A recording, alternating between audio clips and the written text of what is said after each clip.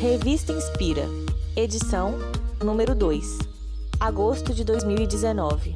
Uma produção Indominus Mídia.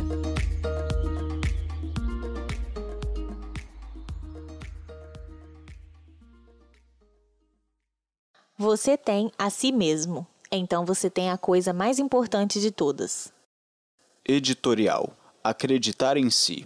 Sabe aquela música do Renato Russo que diz: se você quiser alguém em quem confiar, confie em si mesmo? Ela traduz o espírito das reportagens que trazemos nessa edição 2 da Revista Inspira. O tempo todo ouvimos falar em confiança como se fosse unicamente uma característica que deve se fazer presente em nossas relações com outras pessoas, o que é ótimo. Mas você tem confiança em si mesmo? Tem acreditado em suas capacidades e se apoiado nelas para se lançar em suas metas e sonhos? Passamos a vida tentando solucionar relações externas e acabamos nos esquecendo de fortalecer nossa confiança interna. Em momentos de crise, seja ela de qualquer natureza, toda essa negligência vem à tona. Nos perguntamos por que mesmo estamos aqui se não temos a certeza de nada. A cantora e compositora Nina Simone, na letra de Ain't Got No, responde que temos o que ninguém pode nos tirar, temos a nós mesmos. Despertar essa consciência de que somos donos de nós mesmos, responsáveis pelas próprias escolhas e que também somos a autoridade máxima sobre as coisas que decidimos fazer, pensar e viver. Isso te empodera ou te apavora? Nas próximas páginas, a revista Inspira discute esse tema através de vários recortes. Uma boa leitura. Siga a gente nas redes sociais. No Instagram somos @Movimento Inspira e no Facebook Revista Inspira. Nesta edição, você vai encontrar Giramundo. Pai e filho criam 51 mil colmeias artificiais e ajudam a salvar as abelhas.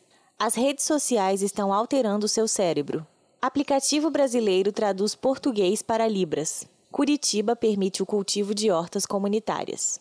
Alimentação. Você é como você come. Mindful Eating, uma prática que vai fazer você reaprender a comer. Fitness. Corrida. A história e os benefícios de um dos esportes mais antigos do mundo. Matéria de capa. Síndrome do impostor. Você é uma fraude? Como pensamentos negativos fazem pessoas altamente qualificadas se acharem incapazes.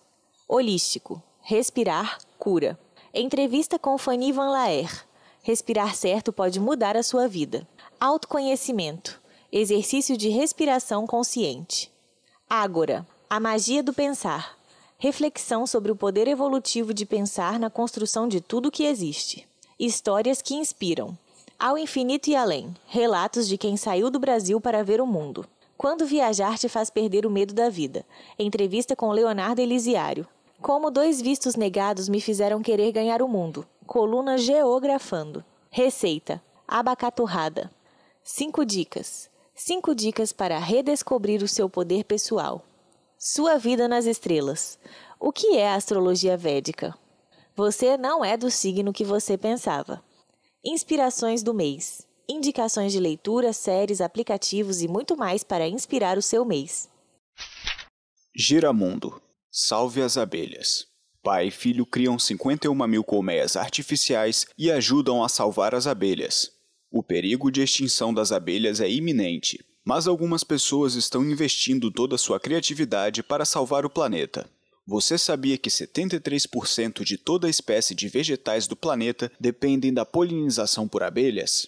Isso quer dizer que a abelha é um dos principais agentes de transferência do pólen entre as flores masculinas e femininas, estimulando a reprodução e a manutenção da natureza e inclusive na purificação do ar. No entanto, por mais que 2/3 da comida que chegue na nossa mesa seja oriunda do serviço das abelhas, o crescente uso de agrotóxicos tem ameaçado esses insetos de extinção. A Organização das Nações Unidas, ONU, inclusive já alerta para o risco de falta de alimentos por conta da mortalidade em massa de abelhas. A solução mais efetiva seria uma redução drástica do uso de agrotóxicos.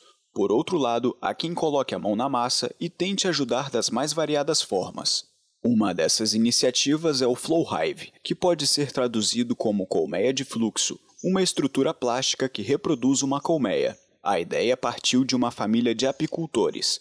Pai e filho, Stuart e Cida Anderson, tiveram a ideia de criar esse equipamento que permite extrair o mel sem agredir as abelhas ou destruir suas colmeias. Basta girar a maçaneta e o mel flui.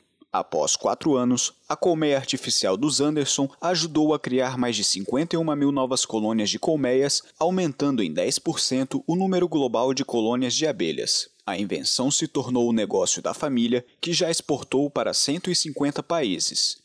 No entanto, parte do lucro obtido vai para grupos que atuam em defesa das abelhas, que infelizmente continuam ameaçadas. Iniciativas assim são inspiradoras. Você também pode fazer o que está a seu alcance, como, por exemplo, plantar tomate, morango, tomilho, girassol, orégano ou lavanda, que são plantas que as abelhas adoram. Em troca, você ainda pode se beneficiar dos efeitos dessas plantas na sua saúde. Pesquisa. Mais do que ser influenciado, as redes sociais podem estar alterando a estrutura do seu cérebro. A premiada cientista e professora britânica da Universidade de Oxford, Susan Greenfield, é a autora dessa pesquisa que conclui que a tecnologia tem infantilizado nosso cérebro, transformado a formação de nossa identidade e a forma como nos relacionamos com outros seres humanos. Embasado no fenômeno da neuroplasticidade, o nosso cérebro é capaz de se modificar, se adaptando a cada ambiente em que se encontra, o que faz com que ele mude a todo instante. Ele não sairia ileso do ambiente digital, um ambiente sem precedentes na história humana. De acordo com a pesquisadora, a exposição repetitiva a programas de TV, jogos de videogame ou redes sociais torna o cérebro similar ao de uma criança pequena. A média de consumo diário do brasileiro no mundo digital é de aproximadamente 9 horas e 13 minutos, dados da agência internacional We Are Social. No entanto, já foi comprovado que passar 10 horas na frente das telas tem forte correlação com anormalidades em exames cerebrais. Assustador, não? Além disso, Susan defende que a falta de experiência em outros ambientes de nosso mundo real, tridimensional, tem efeito em nossa sociedade como um todo. A construção da identidade dentro das redes sociais passa a depender da aprovação de terceiros, ou seja, dos likes, o que costuma gerar sentimentos de inadequação, insegurança e baixa autoestima constantes, e faz com que se viva em função de alimentar os feeds com fotografias, vídeos e textos, e não de propriamente experienciar a vida. Nesse contexto, crianças que já nascem envolvidas no ciberespaço e em uma dieta de um alto consumo de mídia podem desenvolver uma falta de capacidade de olhar nos olhos, interpretar tons de voz, linguagem corporal e contato físico. Você sente algum desses efeitos na sua relação com o digital? Inclusão. Aplicativo brasileiro traduz português para Libras. Somando tecnologia e inclusão, o aplicativo HandTalk tem conquistado prêmios internacionais e transformado o mundo. De acordo com o censo IBGE 2010, existem 9,7 milhões de deficientes auditivos só no Brasil. Você acha que o conhecimento e o entretenimento têm sido acessíveis para essas pessoas? Comunicação de verdade tem que incluir todo mundo e, nesse sentido, o app HandTalk é revolucionário. Criado em 2012 pelo brasileiro Ronaldo Tenório, esse serviço gratuito permite a tradução simultânea de áudios, textos e vídeos do português para a língua brasileira de sinais Libras através do smartphone. Além de ser integrado a sites de grandes empresas, ele ainda recebe um apoio do Ministério da Educação, que incentiva o uso do aplicativo por professores em salas de aula e também por alunos, na tentativa de integrar o deficiente auditivo por completo na vivência escolar. A interface conta com o personagem 3D Hugo, que é quem faz as traduções e coloca suas mãos a serviço da real comunicação. Por esse motivo, o HandTalk já foi eleito pela ONU como o melhor aplicativo social em 2018 e seus criadores ganharam um concorrido prêmio do Google recentemente. O aplicativo está disponível no Google Play e na Apple Store e recomendamos fortemente para todos. Sustentabilidade. Curitiba permite o cultivo de hortas comunitárias. Capital paranaense pretende regulamentar o cultivo de hortas em calçadas e canteiros públicos para uso coletivo. Está em desenvolvimento um novo projeto de lei que regulamenta a prática de hortas comunitárias em calçadas e canteiros públicos da capital paranaense. A lei atual não prevê o uso de canteiros de grama e outros espaços públicos urbanos de terra para essa prática, o que obrigava a fiscalização a punir quem pratica o cultivo nesses locais. Antes mesmo do prefeito de Curitiba, Rafael Greca, tomar essa atitude amigável às hortas urbanas, alguns bairros da cidade já haviam abraçado a ideia e, além de plantas alimentícias, cultivavam também plantas que auxiliam no combate à poluição.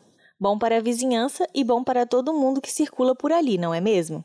Além de estimular a agricultura urbana, o novo projeto de lei também pretende oferecer segurança jurídica e ainda mediar conflitos entre os cultivadores das hortas e as vizinhanças. Hortas comunitárias urbanas melhoram o microclima ao redor da plantação, fornecem uma alimentação mais democrática e saudável, livre de agrotóxicos, e aproximam a comunidade no ato de se unirem para o cultivo. Uma ideia que deveria servir de inspiração para muitas prefeituras e colocaria o Brasil alinhado com uma tendência mundial. Vamos plantar essa semente? Alimentação. Você é como você come. A técnica nutricional do Mindful Eating promove uma reconexão com a comida por meio do autoconhecimento. É uma reconexão consigo mesmo a partir da prática do mindfulness, a atenção plena dos budistas. Entenda o que é e como praticar. A frase "você é o que você come" é uma expressão bem popular, mas além de o que você come, você já parou para pensar em como você come e por que você come o que come? Essas são as perguntas que o Mindful Eating tem levantado, provando que a comida pode ser um ponto de partida para evoluirmos em muitos aspectos da nossa vida. Que não seja apenas a busca cega e limitada por um corpo perfeito ditado pela dieta do momento. O Mindful Eating é uma filosofia de vida e técnica nutricional que aborda a alimentação com a lente do mindfulness. Você já deve ter ouvido falar desse termo em conversa sobre meditação. Mas o mindfulness, na verdade, é uma postura de trazer atenção plena para cada momento do seu dia, inclusive na hora de comer. E vamos combinar, qual foi a última vez que você comeu alguma coisa sem assistir televisão, checar o celular, conversar com alguém ou vaguear os pensamentos entre compromissos e paranoias? Geralmente, não estamos experienciando 100% o momento presente. Na intenção de sermos produtivos e seguindo a lógica do tempo é dinheiro, nos colocamos a realizar mais de uma tarefa o tempo todo, o que tem reflexos negativos em diferentes setores da nossa vida. No divã com a comida. Conversamos com a médica nutróloga Paula Teixeira, referência no Mindful Eating no Brasil, e ela explicou que, abre aspas, a falta de atenção plena à nossa própria vida faz com que a gente coma para aliviar o tédio, a tristeza, a solidão. Comer, pois não temos outras fontes de prazer, porque não temos outras fontes de diversão e de cuidado pessoal das nossas verdadeiras necessidades. Fecha aspas. Dessa forma, nossa relação com a comida funciona como um espelho de nossas emoções e podemos reprimi-las ou nos afundarmos nelas. A médica, pediatra e também monja budista Jan Chozen Bays costuma dizer que, abre aspas, o jeito que nos relacionamos com a vida é o jeito que nos relacionamos com a comida, fecha aspas. Nesse sentido, Paula Teixeira lembra que é poderoso examinar nosso relacionamento com a comida. Abre aspas, descobrimos nessa investigação amorosa muito sobre nós mesmos, nossas escolhas, nossos padrões. Podemos descobrir se temos engolido qualquer coisa na mesa e fora dela. Fecha aspas. Ou seja, no Mindful Eating, ao mesmo tempo em que você faz as pazes com a comida e se permite observar seu comportamento diante dela, faz também uma análise de si mesmo, pois um está relacionado ao outro. E é bem comum que, além de conseguir uma alimentação equilibrada e um corpo saudável, você consiga também mais clareza mental e empoderamento pessoal por meio do Mindful Eating. Conforme defende Paula, nesse processo redescobrimos a capacidade de nos nutrirmos não só com comida, mas também com outros tipos de nutrição. Por meio desse exercício da pausa e do saborear com todos os sentidos o que está no prato, há uma crescente de comando interno. Você começa a escolher o que quer comer, você se autoriza e é você que tem a responsabilidade de saber o que é melhor para você. Não se trata de dietas prontas, mas de despertar uma inteligência interna sem negligenciar os conhecimentos sobre os alimentos. No livro Introdução ao Mindful Eating, Comer com Atenção Plena, escrito por Paula Teixeira em colaboração com os nutricionistas Driele Quinhoneiro e João Motarelli, os autores lembram que a medicina e a nutrição atuais se ocupam em ensinar quais alimentos evitar, mas não ensinam de fato a lidar com os alimentos que são colocados em nossa frente diariamente, nem tampouco como gerenciar nossas vontades nesse momento. Você escolhe o que come com autonomia, escutando a sabedoria do seu próprio corpo? Ou é do tipo que restringe sua alimentação até não aguentar mais e comer uma pizza inteira de vez?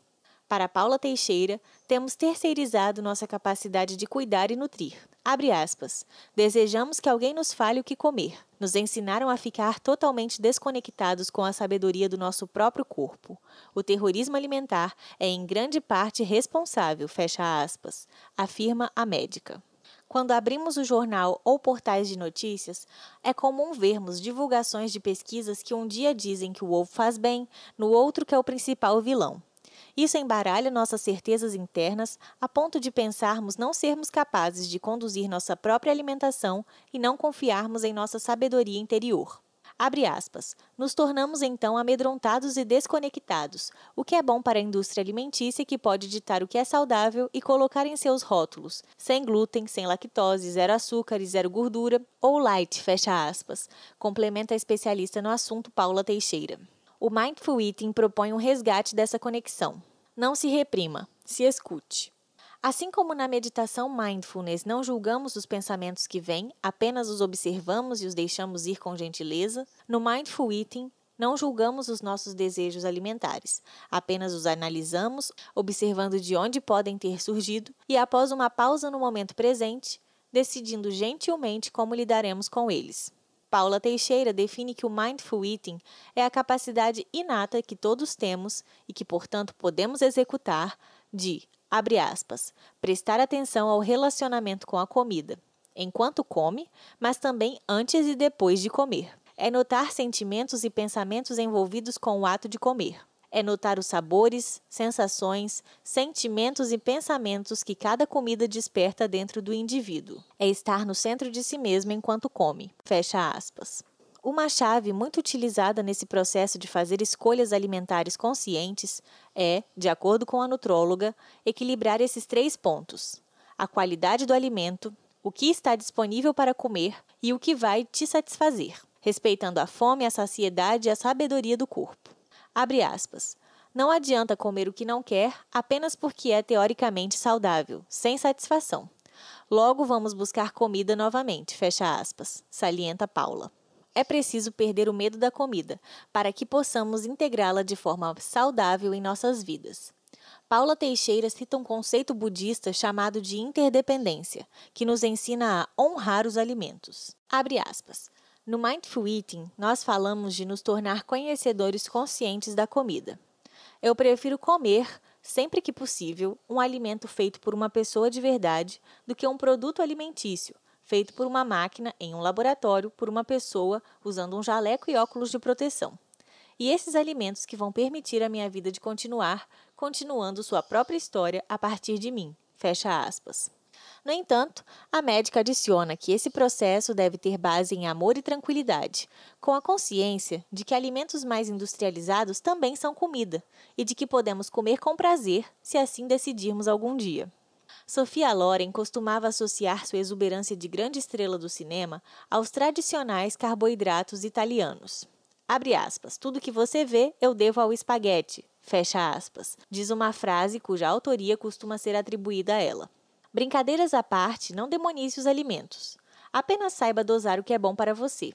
E isso acontece quando silenciamos o barulho externo e focamos a nossa atenção no momento presente e em nossas sensações e vozes internas, que são o melhor termômetro do que devemos fazer e comer.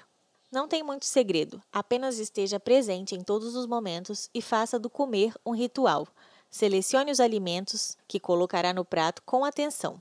Sente-se de maneira confortável e ereta na cadeira. E ao levar a comida à boca, primeiro perceba suas cores, aromas e temperatura, bem como sua textura e sabor.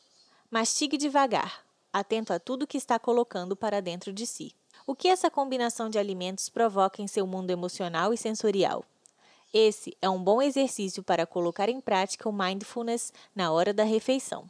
De acordo com Paula Teixeira, a ciência demonstra que essa maneira de se alimentar acarreta vantagens fisiológicas, tais como, abre aspas, melhora de parâmetros laboratoriais como diminuição de glicemia, de LDL colesterol, de hemoglobina glicada, da resposta de luta ou fuga e, consequentemente, do cortisol e hormônios do estresse, sabidamente envolvidos com o processo de aumento de peso. Fecha aspas. E ainda que, abre aspas, praticar mindfulness aumenta a vontade intrínseca de comer melhor e ser mais ativo fisicamente. Fecha aspas. Em oposição, as dietas tradicionais apresentam resultados baixíssimos. Um estudo realizado pelo King's College London demonstrou que a chance de uma pessoa emagrecer e permanecer magra em 10 anos fazendo dieta e exercícios foi menor que 0,001%.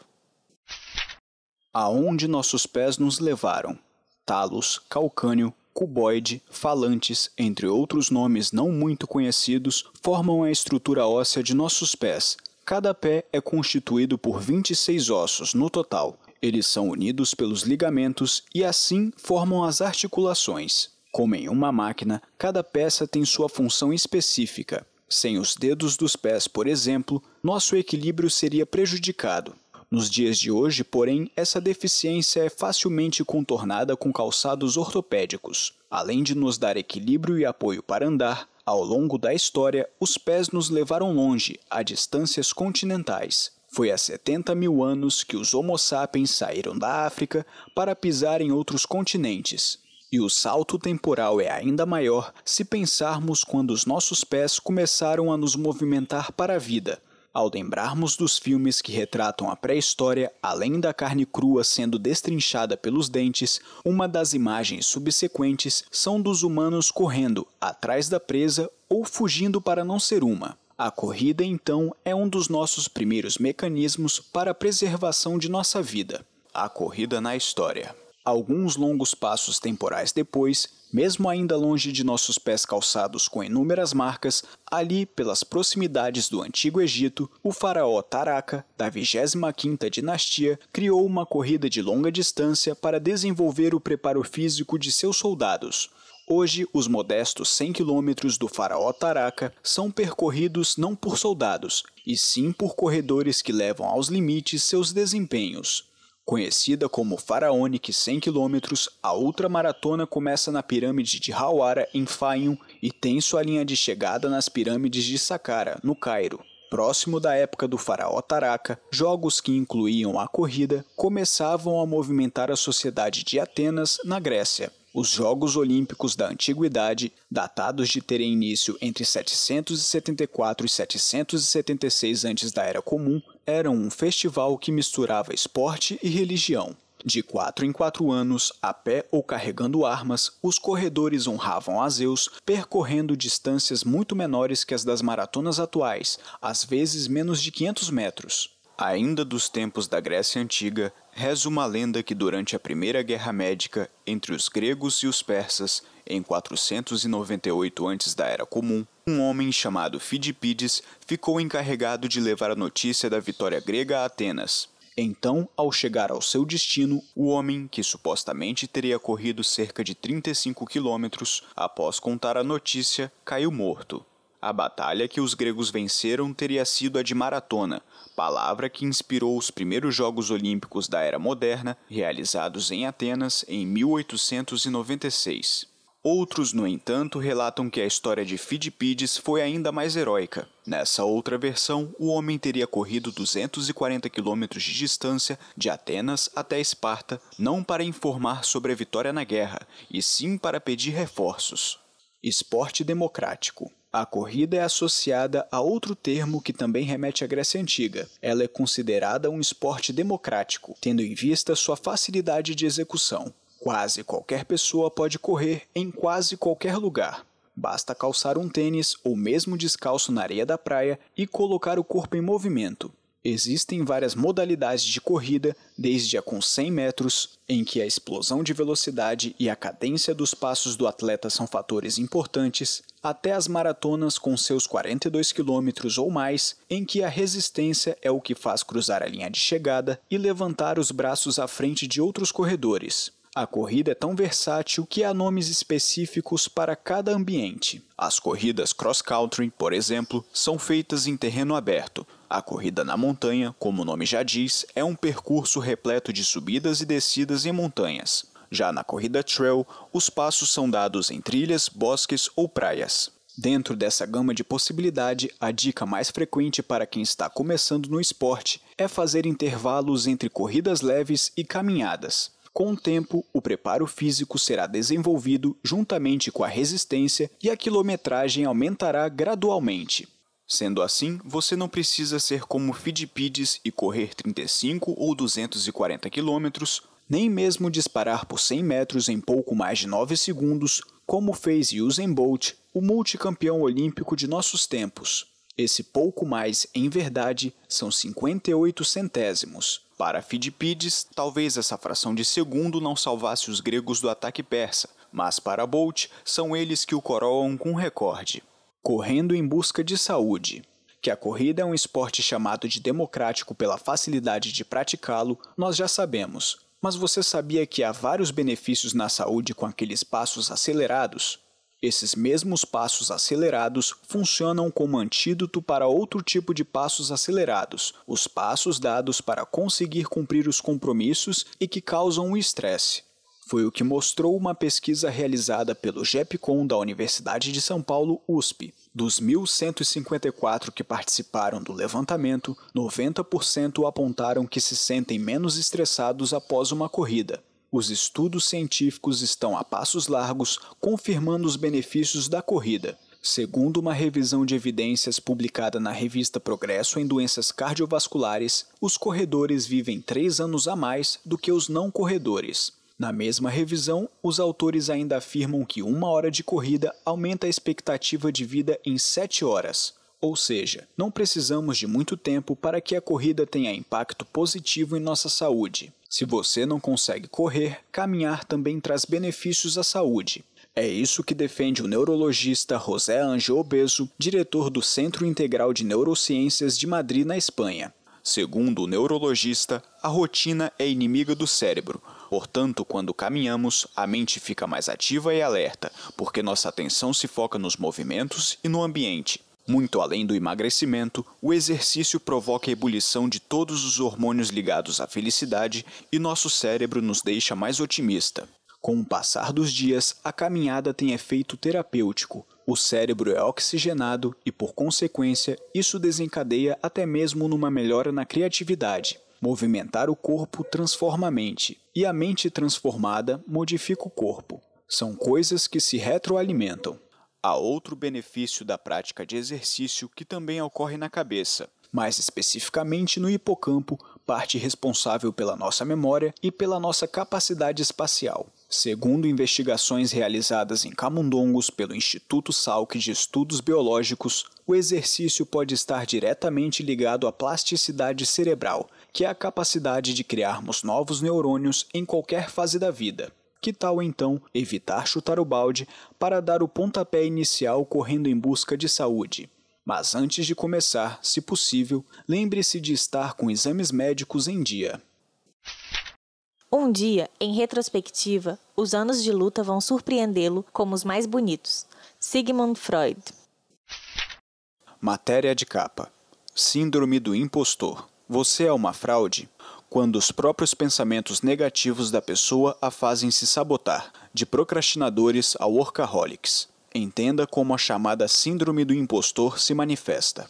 Mais um dia de trabalho. Ao lado de outro café, a pilha de tarefas se acumulando e os projetos sendo postergados. A angústia do trabalho que ainda não foi feito é igual ou talvez maior à angústia de vê-lo pronto. Como recém-nascido, após ver a luz, ele será apresentado ao mundo. A causa da aflição, críticas. Antes das dos outros, a sobre si mesmo.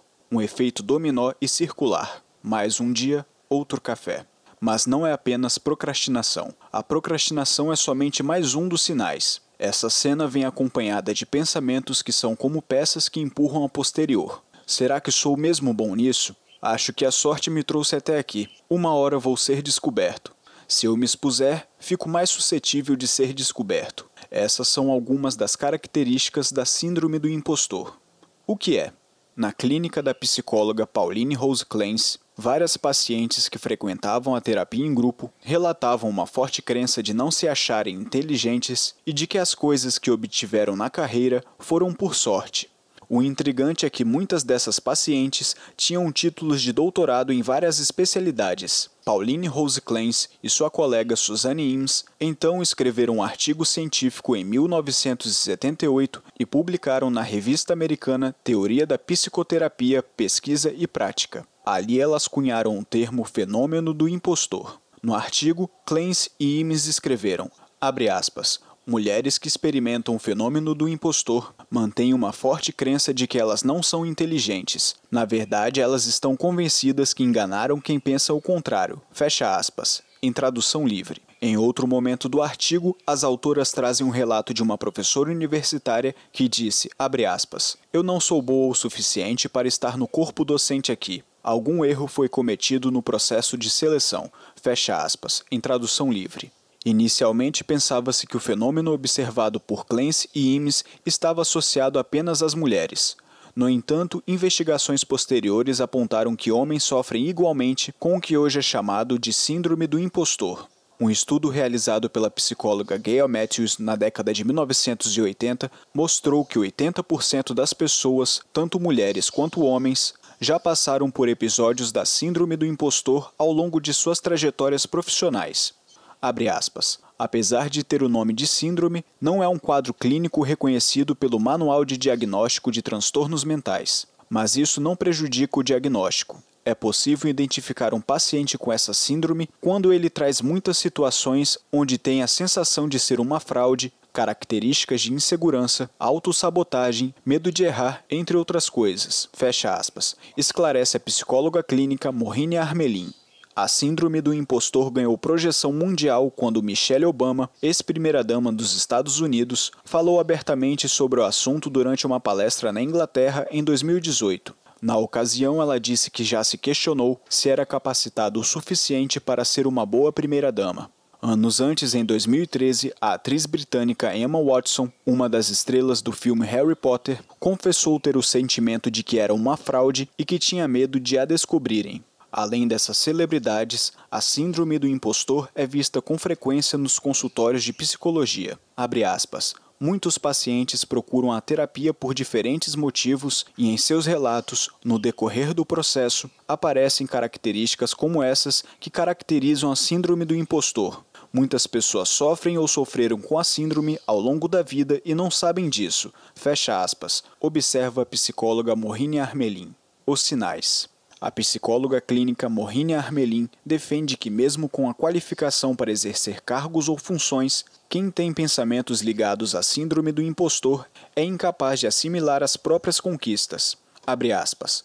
Ocorre quando uma pessoa muito capaz e qualificada sofre ilusoriamente um sentimento de inferioridade e desmerece suas realizações. A tendência é que as pessoas vivenciem esse tipo de sensação no ambiente de trabalho, mas também se manifesta em outras situações, como no convívio social, fecha aspas, explica.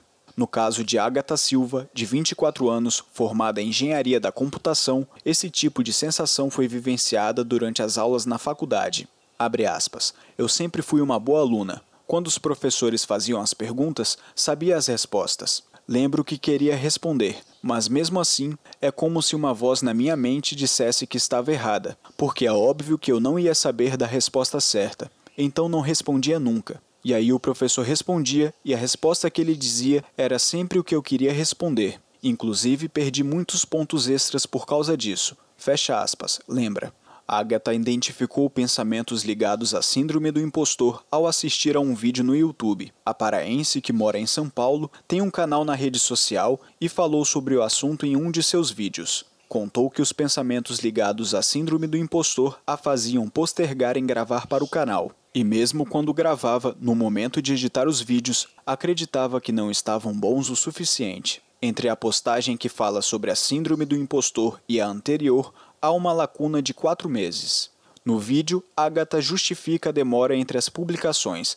Abre aspas. Quando o canal no YouTube começou a dar um pouco certo, eu comecei a me auto-sabotar. Fecha aspas. Com frequência, quem sofre com a síndrome do impostor tem sentimentos de insegurança e inferioridade. Abre aspas. É como se você fosse inferior aos outros, e para se igualar tivesse que usar uma fantasia, e por causa disso você tem medo de ser descoberto. E por eu sempre ficar pensando no que os outros vão pensar no que eu faço, isso acaba fazendo com que me cobre demais antes de fazer qualquer coisa. Às vezes eu deixo as coisas para a última hora, ou então faço e refaço 1000 vezes. Ou mesmo acho que nunca está bom o suficiente e deixo para lá. E isso acaba me atrapalhando muito. Fecha aspas, explica Agatha.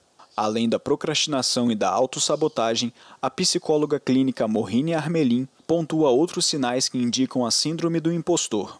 Criar desculpas para justificar seu próprio sucesso em vários momentos da vida, como, por exemplo, uma pessoa altamente capacitada que é aprovada num teste de alto nível de dificuldade justifica dizendo que foi sorte ter passado ou acredita que se ela passou, qualquer um passa. Medo de ser descoberto.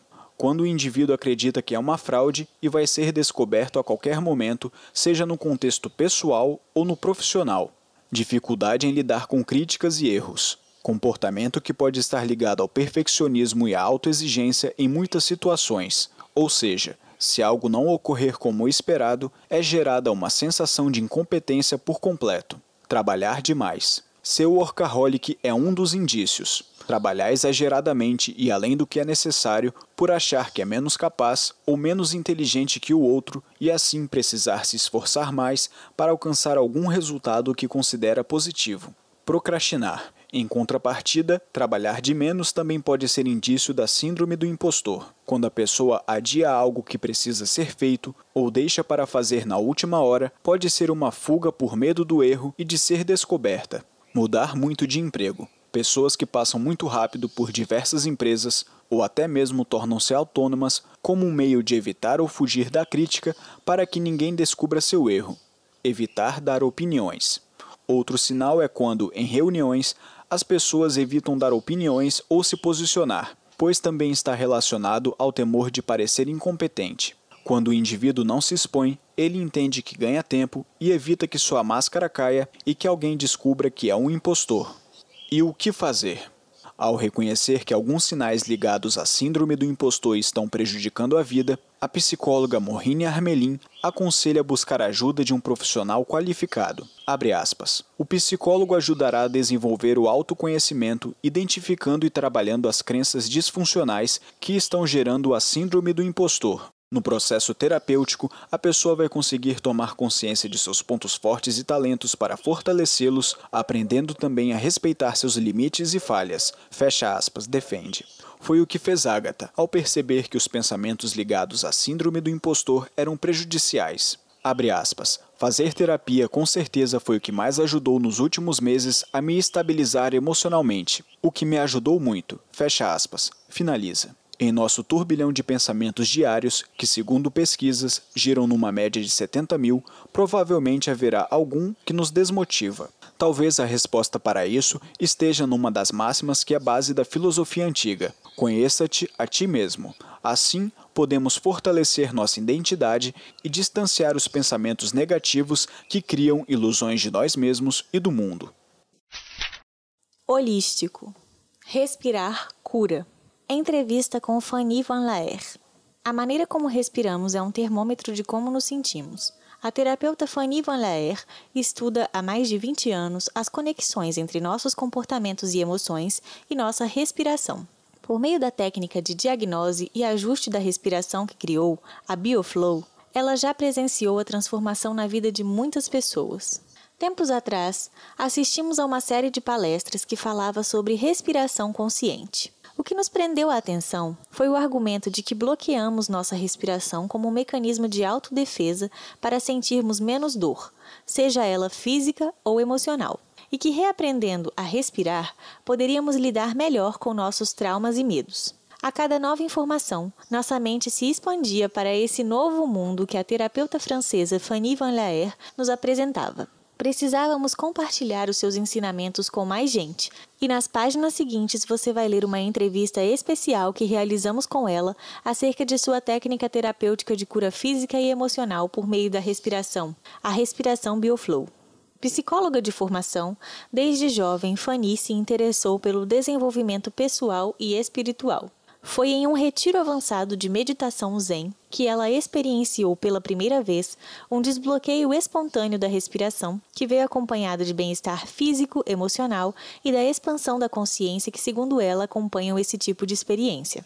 Desde então, ela deu início a uma jornada de pesquisa profunda acerca da respiração e de suas conexões com o nosso mundo psíquico. Essa investigação se estende há mais de 20 anos. Estudou e trabalhou com Leonard Orr, o fundador do Renascimento, Rebirthing, durante 12 anos, chegando a fazer inúmeras contribuições à técnica. Em 2001, criou a sua própria escola na Espanha.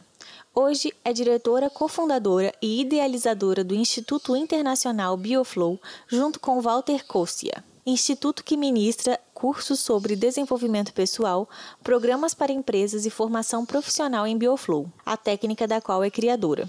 Fanny tem diversos livros publicados em vários idiomas e em breve lançará Introdução a Bioflow, um caminho de transformação para uma vida mais plena, que reúne as principais descobertas que fez na última década. O livro também terá tradução para a língua portuguesa. Qual é a relação entre a respiração e a nossa vida psicológica? Fanny Van Laer. Quando o ambiente está favorável, nos sentimos bem e tendemos a respirar mais. Quando a situação ou o ambiente é desfavorável, tendemos a nos sentir mais tensos e a respirar menos. Isso mostra que existe uma relação direta e proporcional entre as situações que vivemos e o quanto respiramos. Se quisermos observar, a respiração nos mostra claramente como está o ambiente ao nosso redor. Se estamos tomando respirações amplas e tranquilas, provavelmente o ambiente externo está relaxado e em paz. Se estamos respirando curto ou entrecortado, mesmo que seja rápido, provavelmente o ambiente está tenso ou ruim. Claramente, a respiração é a nossa conexão interna com o sentir.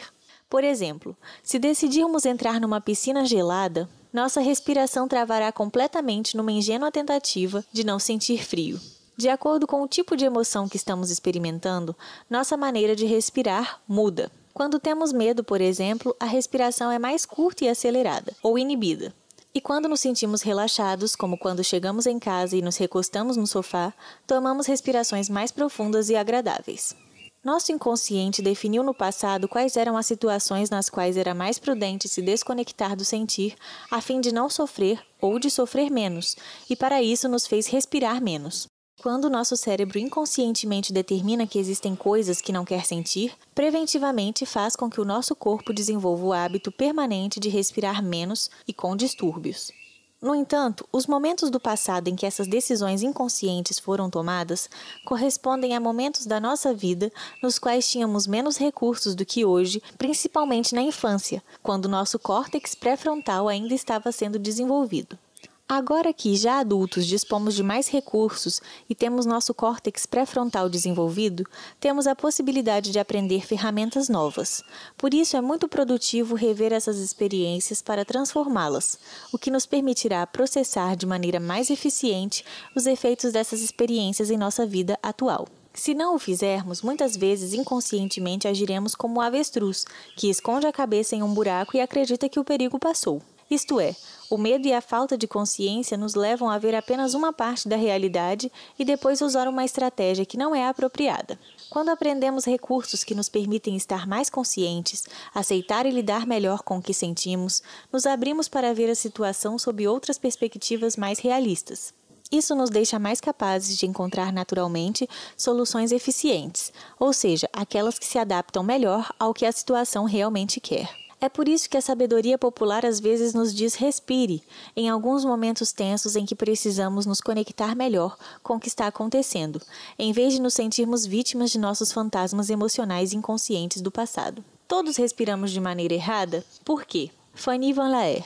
Como vimos, para evitar sentir as emoções que nos incomodam, começamos inconscientemente, desde cedo, a inibir a respiração. Desta forma, criamos distúrbios na respiração. Isto é, mecanismos para escapar das emoções que não aprendemos a administrar. Dependendo do tipo de emoção que o nosso cérebro decidiu não sentir, a nossa respiração vai assumir um determinado formato fisiológico. O modo de respirar, onde você respira e especialmente onde você não respira, indicam quais tipos de emoções foram reprimidas.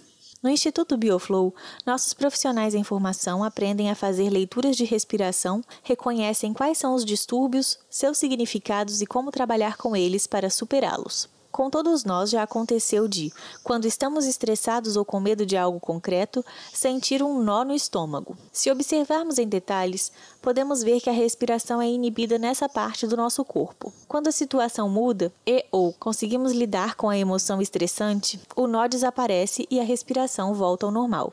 Enquanto muitas pessoas sentem um nó no estômago apenas às vezes e temporariamente, alguns têm esse problema de forma crônica.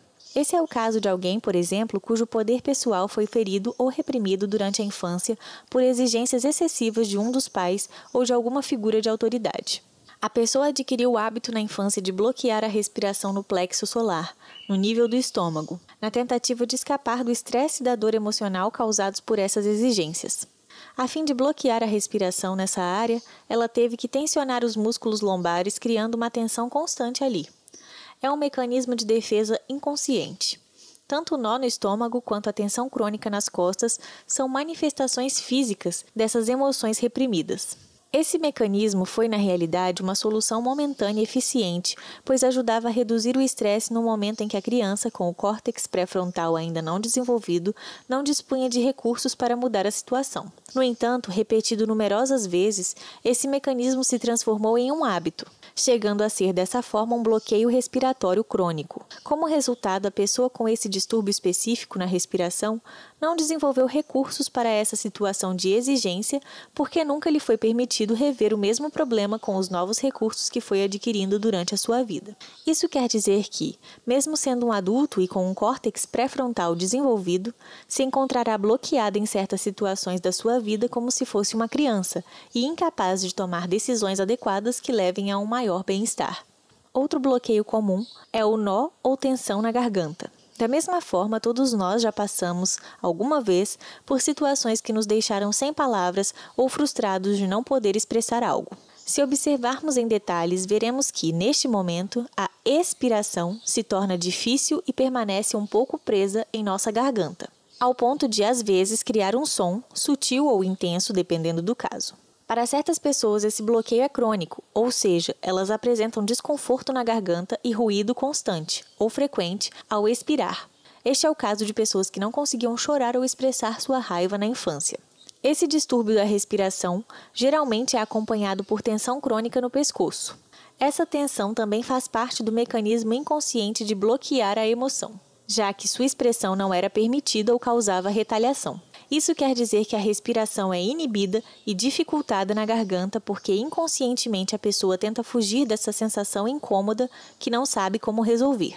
O ato de bloquear a respiração faz com que o desconforto emocional seja menos sentido, mas também faz com que ele se torne um bloqueio físico. Para bloquear a respiração na garganta, os músculos do pescoço se contraem, criando dessa forma uma tensão que impede o fluxo da respiração e, portanto, impedem de sentir. É assim que certas áreas do nosso corpo se tornam áreas desabitadas, isto é, áreas das quais não temos consciência. Essas tensões crônicas, que na realidade são as manifestações fisiológicas de nossas emoções reprimidas, com seus correspondentes distúrbios na respiração, tornam-se parte da nossa habitualidade. O conjunto dessas tensões formam a couraça muscular. William Reich foi o primeiro psicoterapeuta internacionalmente reconhecido a falar da couraça muscular ou couraça caracterológica, isto é, a couraça de caráter que a pessoa desenvolveu. Ele observou que o corpo se contrai numa posição defensiva para impedir que algumas emoções indesejadas entrem na consciência, e que quando esses comportamentos defensivos são mantidos por um longo período, a contração se torna crônica e os músculos formam uma couraça. No Bioflow, descobrimos que a mesma coisa acontece com a respiração, ou seja, entendemos que a couraça muscular é um conjunto de bloqueios, tensões musculares e distúrbios crônicos da respiração que acumulamos desde a infância e que são resultado de nossas emoções reprimidas, isto é, de acontecimentos dolorosos, carências afetivas, medos, decepções e traumas que não conseguimos processar. Por exemplo, quando há uma repressão crônica da expressão, coisas que não foram ditas, isto é, dificuldade em expressar o que se sente e pensa, as emoções serão bloqueadas na mandíbula, particularmente nos músculos mastigadores, que ficarão tensos. Outro exemplo é a couraça muscular cervical. Quando um indivíduo inconscientemente tenta manter o controle sobre suas emoções e sobre o mundo, ele tende a acumular tensão no pescoço. Isso corresponde a uma atitude inconsciente de defesa contra eventos imprevistos que possam surgir do mundo interno e externo. Essas emoções e memórias reprimidas, com suas correspondentes tensões musculares e distúrbios na respiração, foram integradas ao nosso modo habitual de ser, a ponto de não percebermos que estamos usando essa couraça. No entanto, isso tem inúmeras consequências, tanto em nossa saúde física quanto emocional, e limita muito o desenvolvimento de nosso potencial. Devido à grande quantidade de emoções reprimidas que todos temos, a falta de consciência corporal e emocional é muito frequente. Isso leva à manifestação de inúmeros sintomas emocionais, como agressividade reprimida, sentimento de vazio ou de insatisfação, ansiedade, depressão e sintomas psicossomáticos, como dor nas costas, problemas de peso, doenças cardiovasculares, etc. Essa desconexão que sentimos corporal e emocionalmente reflete-se no modo como inspiramos e expiramos. De que forma podemos observar as consequências da respiração errada? Fanny Van Laer. Respirar é indispensável para a nossa vida. Quando somos bebês, somos totalmente receptivos ao meio ambiente e nossa respiração é fluida e desinibida. Contudo, com as experiências que vamos tendo e as interpretações inconscientes que fazemos delas, estabelecemos um certo modo de nos relacionarmos com a vida que se refletirá no formato fisiológico de nossa respiração. Inalação. Com a inalação, o ar entra do lado de fora para o interior dos nossos pulmões. Ao inspirar, participamos ativamente da vida. O modo como inspiramos é o espelho de nossa proposta ou posicionamento para a vida, abertura e entusiasmo com ela. Portanto, todos os bloqueios ou distúrbios de inalação têm a ver com o desânimo ou a desconexão com a vida, ou, por outro lado, com uma posição arrogante em que tentamos nos impor a ela. Quando estamos equilibrados, nos sentimos bem e sentimos uma profunda motivação para o que fazemos, a nossa inalação se torna mais fluida, espontânea e profunda porque reflete o entusiasmo que sentimos.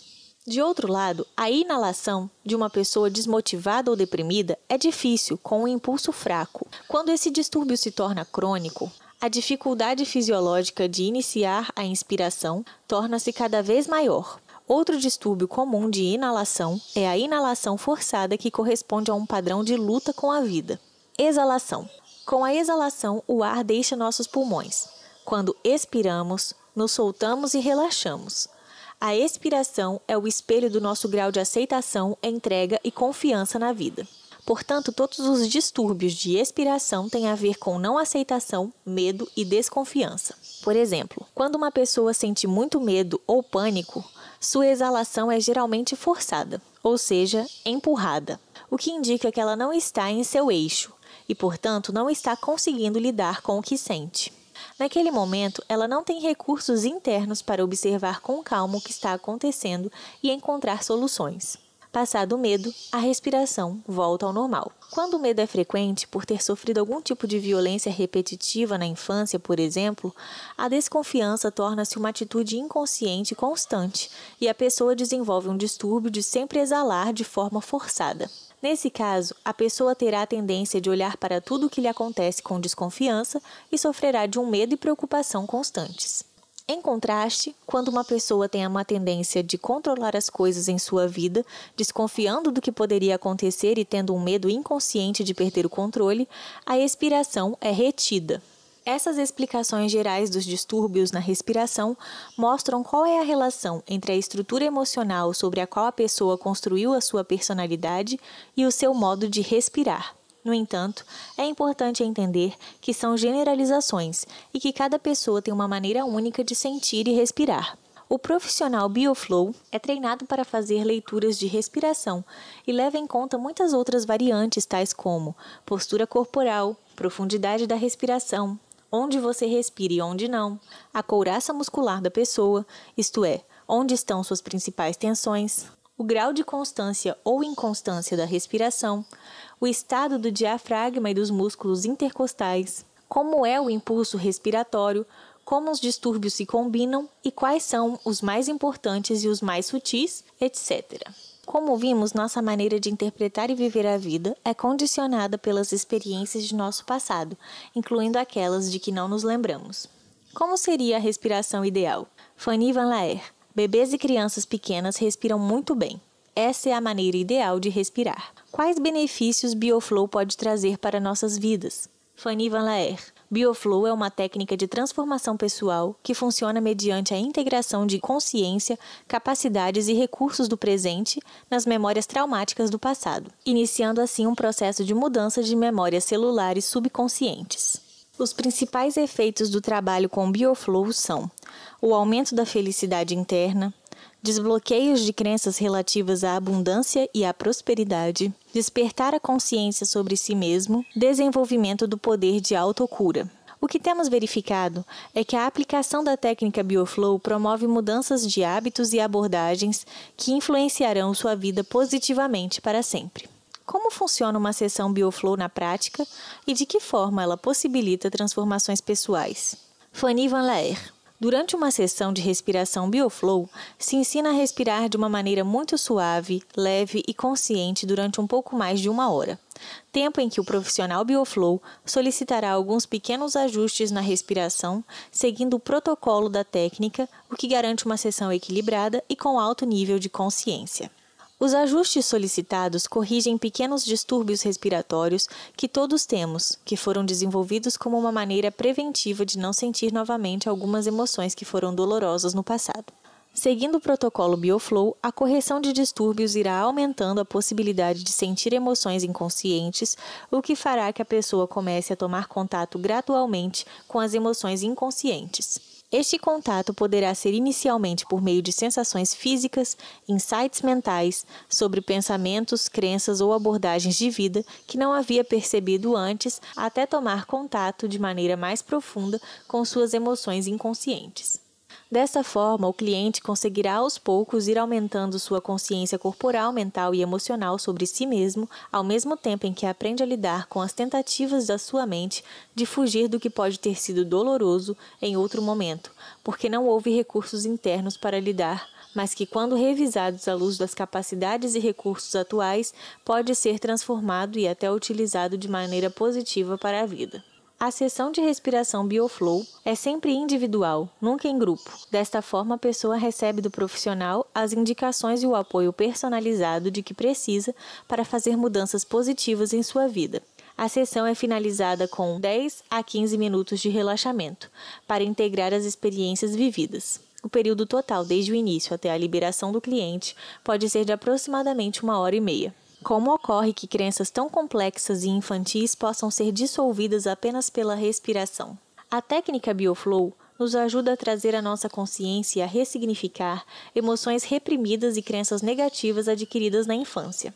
Nós chamamos esse processo de resgate da criança interior. A técnica de resgate da criança interior envolve diferentes etapas nas quais reconstruímos a figura de proteção e confiança que a nossa criança interior precisa, de uma maneira semelhante àquela que um adulto amoroso e consciente faria com uma criança real. Ou seja, contatar essa criança, ajudando-a a superar o medo, o desejo de fugir, a desconfiança, a tristeza ou qualquer emoção dolorosa, acolhendo-a e confortando-a, e finalmente permitindo-lhe recuperar sua espontaneidade, alegria natural pela vida e desejo de brincar dentro de um quadro seguro e protegido. Com esse processo, os medos inconscientes da nossa infância deixam de nos perseguir, como poderia ser o caso de uma criança que teve uma experiência negativa com um gato que a arranhou e desenvolveu fobia de gatos, ou uma pessoa que quase se afogou quando criança e desenvolve um pânico de água até o ponto de ser incapaz de viajar de barco. Em ambos os casos, esses medos inconscientes no adulto correspondem a um tempo em que a criança não tinha recursos internos para lidar com as situações. No entanto, como adultos, temos esses recursos, porque na verdade o que impede uma pessoa adulta de andar calmamente de navio ou se defender de um gato é o nervosismo, o pânico ou a paralisia que causam os efeitos de emoções reprimidas de sua infância, que agem desde o inconsciente. Uma vez que essas emoções se tornam conscientes e aprendemos uma nova atitude com elas, toda a nossa experiência muda e temos acesso a recursos internos que antes estavam bloqueados. Durante a infância, passamos por diversas etapas de desenvolvimento e aprendizado.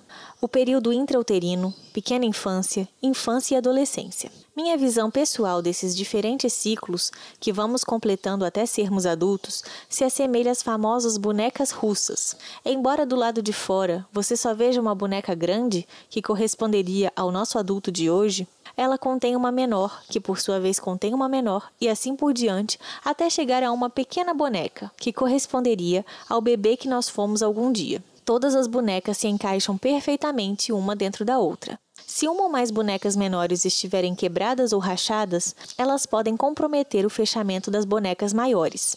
Para mim, isso reflete muito bem como os impactos emocionais negativos do passado, que não conseguimos assimilar, têm uma influência negativa em nossa vida hoje. Essa técnica de respiração pode ajudar a curar doenças físicas? Fanny Van Laer. Segundo a milenar e reconhecida medicina chinesa, cada emoção está relacionada a um órgão e a uma função do corpo humano. As causas mais comuns de doenças são atitudes e emoções negativas. Um desequilíbrio emocional pode refletir-se em sintomas ou doença no órgão correspondente. Segundo a medicina chinesa, todos os órgãos do nosso corpo têm uma relação direta com uma emoção. Por exemplo, o pulmão com a tristeza ou a melancolia, os rins com o medo, o fígado com a raiva, irritação e tensão, o coração com a ansiedade, o baço e o pâncreas com a preocupação e o excesso de pensamentos. A melancolia, ao se relacionar com o pulmão, pode interferir no seu bom funcionamento, criando problemas tais como tosse, falta de ar, problemas respiratórios e pulmonares, obstrução nasal, quadros alérgicos, rinites, problemas de pele e também uma voz enfraquecida ou ronco. A milenar medicina ayurvédica proveniente da Índia também considera que as emoções negativas ou reprimidas criam um desequilíbrio que afeta a resposta autoimune do corpo, causando perturbação mental e eventualmente distorcendo as várias funções do corpo. Na Alemanha e na Holanda, a medicina psicossomática é uma especialidade reconhecida da medicina. A medicina psicossomática considera que pensamentos, emoções e ideias são parte do ser humano e tem a capacidade de afetar o nosso organismo e que compreender o ser humano em suas diferentes facetas, psicológica, social e física, permite ter uma visão abrangente e enfrentar as doenças com uma nova perspectiva. Como a BioFlow trabalha com a reintegração das emoções, isso afeta diretamente a nossa saúde. Por outro lado, a respiração BioFlow tem benefícios fisiológicos diretos, como veremos no box seguinte. Com a prática da respiração BioFlow, a respiração se torna mais profunda, com menos bloqueios e, portanto, mais eficiente. Dessa forma, as consequências descritas acima são gradualmente revertidas e nossa saúde em geral é grandemente beneficiada. A quantidade de benefícios que resultam disso é inumerável. Simplesmente obtemos mais saúde e resistência. Esta é a razão, por exemplo, por que as pessoas que respiram bem são menos propensas a pegar um resfriado e geralmente resistem melhor às mudanças de temperatura. Com a prática, nossa couraça muscular, isto é, as tensões em nosso corpo, diminui consideravelmente. Nosso corpo se realinha, nossa postura corporal melhora e nossa flexibilidade aumenta. Também frequentemente nossa voz se torna mais profunda, mais harmoniosa e poderosa. Melhorar a nossa respiração também tem um efeito muito positivo no nosso sistema nervoso. A respiração ritmicamente movimenta o líquido cefalorraquidiano, localizado na coluna e na cabeça. O sistema nervoso está dentro desse líquido. O processo de respiração ativa os prolongamentos dos neurônios periféricos do sistema nervoso. Esses neurônios são responsáveis pela percepção que permite que a pessoa sinta ou se torne consciente das percepções. Ou seja, os receptores sensoriais estão conectados com um processo de respiração extraordinariamente sutil. Com a respiração profunda, o diafragma desce e a pressão intraabdominal aumenta. Isso tem consequências na rede venosa epidural e aumenta a pressão do líquido cefalorraquidiano, o que aumenta a qualidade de nossa percepção e consciência. Segundo Rudolf Steiner, pai da antroposofia, não há função neurosensorial que não esteja integrada a um processo respiratório sutil, como explicamos anteriormente. Segundo ele, não poderíamos ter noção de nossas experiências cotidianas se não fosse pelo movimento do líquido cefalorraquidiano, que é feito pela respiração. Benefícios fisiológicos da respiração BioFlow, por Fanny Van Laer. A maioria das pessoas respira bem abaixo de sua capacidade respiratória real. O resultado desse modo de respirar deficiente, isto é, no qual apenas parte do mecanismo respiratório é usado, tem como consequência o enfraquecimento de todo o organismo pelas diferentes razões que veremos a seguir. Uma quantidade insuficiente de oxigênio significa que os processos de nutrição e eliminação não são feitos corretamente. O coração faz circular o sangue e o envia para todas as partes do corpo para nutri-las e revitalizá-las. O sangue dá vida a todos os nossos tecidos, os quais absorvem oxigênio e liberam toxinas e resíduos.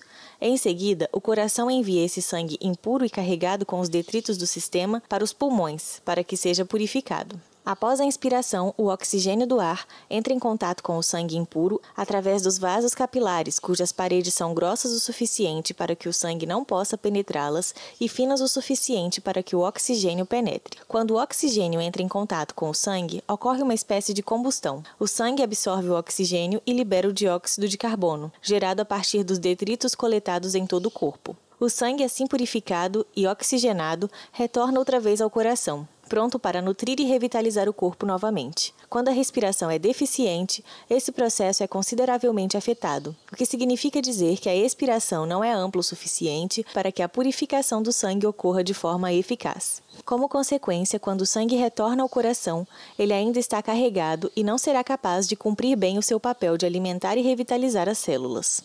As áreas dos pulmões que não são usadas são enfraquecidas, tornando-se um terreno rançoso e fértil para bactérias, podendo dar origem a diferentes enfermidades pulmonares como a pneumonia. Quando a respiração é plena, o diafragma desce a cada inspiração, exercendo uma forma de massagem nos órgãos internos, especialmente no estômago e no fígado, o que é muito benéfico para seu funcionamento adequado. No caso de má respiração, como é muito comum, e de um mau funcionamento do diafragma, essa massagem interna não ocorre. Entre os músculos respiratórios encontramos aqueles músculos inspiratórios, como são o diafragma e os intercostais externos. Por outro lado, encontramos os músculos expiratórios, como são os intercostais internos e os músculos da parede abdominal. Quando os pulmões e os músculos respiratórios estão fracos devido a seu pouco uso, o corpo para respirar se vê forçado a puxar outros músculos que não foram projetados para isso e que, portanto, se estressarão e se contrairão. Como resultado, surgem as tensões típicas de ombros, pescoço e costas. O desbloqueio do mecanismo respiratório faz com que nosso corpo se libere dessas tensões musculares que acumulou. Em casos crônicos de respiração muito fraca, é comum que as arteríolas se estreitem e que o número de glóbulos vermelhos diminua. Autoconhecimento. Reconecte-se com a sua respiração. Agora que você já tomou consciência do poder da respiração para a sua vida, que tal começar com um exercício de respiração consciente? Fanny Van Laer recomenda um exercício bem prático e benéfico a todos. Ele vai te ajudar a se encher de mais energia, a relaxar quando for preciso e a começar a desenvolver consciência física, emocional e mental. Para executar o exercício das 20 respirações conectadas, como é chamado, você deve fazer 4 respirações curtas e uma profunda, o mais profundamente possível, repetindo esse ciclo 4 vezes até atingir a somatória de 20 respirações. Observe que essas respirações ditas curtas são um pouco maiores do que as que respiramos normalmente, mas curtas se comparadas à 5ª respiração de cada ciclo, nas quais se usa toda a capacidade. De acordo com Fanny, abre aspas, a respiração deve ser conectada, ou seja, quando terminar a exalação, retomar a inalação imediatamente. Este tipo de respiração é chamado de respiração conectada ou circular, chegando um momento em que parece que a inalação e a exalação se fundem em uma só, fecha aspas. Recomenda-se que tanto a inspiração quanto a expiração sejam feitas pelo nariz, a menos que ele esteja bloqueado. Abre aspas. A inalação, espelho de nossa participação na vida, deve ser feita com entusiasmo, mas nunca forçada. A exalação, espelho de nossa entrega, aceitação e confiança, deve ser totalmente relaxada e sem esforço, deixando-a cair como uma folha que se desprende da árvore ou como um balão que se esvazia. O ritmo não é nem lento nem muito rápido, mas ativo. Fecha aspas, explica Fanny. Ao longo do exercício, tente voltar a sua atenção para o que sente, observando com o maior detalhe possível suas sensações físicas e emocionais. Embora não se compare a uma sessão de respiração BioFlow, esse exercício pode lhe trazer inúmeros benefícios. Artigo: A Magia do Pensar, por Amanda Meschiati. Pablo Picasso certa vez disse que tudo o que você pode imaginar é real. Exceto a natureza, tudo o que é, um dia precisou existir apenas na mente de alguém. Já pensou nisso? Dos princípios de Hermes Trismegisto compilados no Kybalion, o primeiro e mais importante afirma que a mente está na origem de todas as coisas. O todo é mente, o universo é mental. A segunda lei hermética complementa a primeira. O que está em cima é como o que está embaixo. O que está dentro é como o que está fora. Em outras palavras, o que está dentro, na mente, pode ser materializado, colocado para fora. Esse não é mais um texto do estilo Você Pode Criar a Sua Realidade, apesar de ser exatamente sobre isso. Não é bruxaria nem tecnologia, mas saiba que você é mágico, não do tipo que lança poderes por aí com a sua varinha, mas do tipo que cria civilizações inteiras com o poder da mente. Em uma entrevista ao El País, o premiado paleontólogo espanhol Juan Luis Arzuaga, professor de paleontologia da Universidade Complutense de Madrid, mencionou um traço de nossa espécie que chamou de pensamento mágico. De acordo com ele, somos a única espécie que tem pensamento mágico, somos criadores de objetos que falam. Nossa capacidade de pensar magicamente, criando e cultuando personalidades mágicas que não existem de fato no mundo material e sustentando ficções em nossas cabeças, é, de acordo com ele, um traço evolutivo, embora muitos acreditem que isso seja uma característica arcaica herdada do nosso passado ignorante. Alguns até mesmo querem acreditar que estamos superando essa condição. Essa mentalidade mágica faz parte da revolução cognitiva, a mesma que fez com que passássemos de meros grupos caçadores-coletores para grupos capazes de inventar barcos, lâmpadas a óleo, arcos e flechas e agulhas, essenciais para costurar roupas quentes, como disserta o historiador Noah Yuval Harari em seu best-seller Sapiens, Uma Breve História da Humanidade. Abre aspas. Os primeiros objetos que podem ser chamados de arte e joalheria datam dessa era, assim como os primeiros indícios incontestáveis de religião, comércio e estratificação social, fecha aspas, afirma ele. Em resumo, a estrutura do mundo tal como conhecemos, ainda hoje nasceu com esses indivíduos primitivos que somos ensinados a imaginar como um grupo inferior e até mesmo idiotizado que apenas se reunia para dançar juntos em volta da fogueira a cada lua cheia. Esquecemos, no entanto, que o pensamento mágico criou, sim, deuses e espíritos sagrados, mas também criou realidades imaginadas coletivamente, como o dinheiro, as leis, as nações ou os direitos humanos. Abre aspas. Não há deuses no universo, nem nações, nem dinheiro, nem direitos humanos, nem leis, nem justiça, fora da imaginação coletiva dos seres humanos. Fecha aspas. Provoca Harari. Quando desqualificamos o pensamento mágico, estamos muito mais próximos da regressão do que da evolução, e há milhas de distância de criarmos algo novo enquanto sociedade e enquanto indivíduos. Se você sufoca a sua imaginação, como pode materializar coisas diferentes na sua vida? A fonte está seca. A tecnologia de hoje, com todas as suas emulações das capacidades humanas e inteligências artificiais, não consegue o principal: imaginar. Nossa capacidade imaginativa não é boba, nem infantil, muito menos viajar na maionese. Ela é o que nos diferencia das máquinas, que só calculam e não imaginam. Certamente por isso que as taxas de inovação e crescimento de países inteiros têm relação com os livros que lemos para as nossas crianças, como mencionado pelo psicólogo e professor Adam Grant em seu livro Originais, Como os Inconformistas Mudam o Mundo. Como você tem lidado com essa porção mágica contida na sua mente? O controverso, mas lúcido, Osho concluiu que, abre aspas, você se torna mais divino à medida que se torna mais criativo. Todas as religiões do mundo têm dito que Deus é o Criador. Não sei se ele é o Criador ou não, mas uma coisa eu sei. Quanto mais a sua criatividade aumenta, mais divino você se torna. Fecha aspas. Acredito que muita gente lide muito mal com seu lado mágico. Chego a pensar que já não existem mais pensadores, apenas seguidores de pensadores. A ode ao cientificismo e ao tecnicismo iniciada na modernidade ultrapassou os limites da ciência e da tecnologia e fez com que o racionalismo se tornasse apenas mais uma crença usada para engessar o pensamento, em lugares onde o pensamento não deveria ser contido. Não se resuma a uma caixinha pequena e apertada. Os seus poderes de criação são a arma secreta evolutiva. Use bem esses superpoderes.